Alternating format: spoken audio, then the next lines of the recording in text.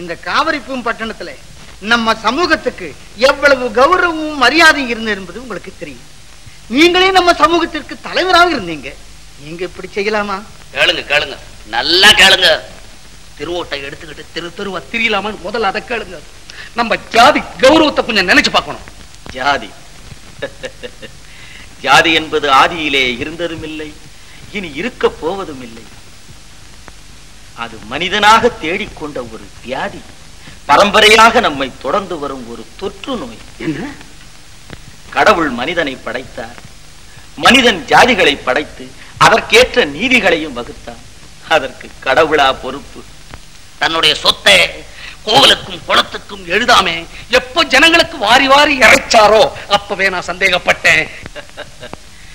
கடவுள் உலகத்தை படைத்து அதற்கு உற்ற செல்வங்கள் அனைத்தையும் கொடுத்து தான் மட்டிலும் ஆண்டியாக நிற்கிறார்.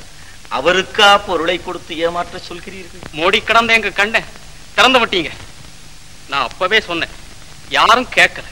சரிதான், பட்டணத்தார் வார்த்தையை கேட்டீங்க. எல்லாரும் ஓட்டை எடுத்துக்கிட்டு தான் தெரியணும்.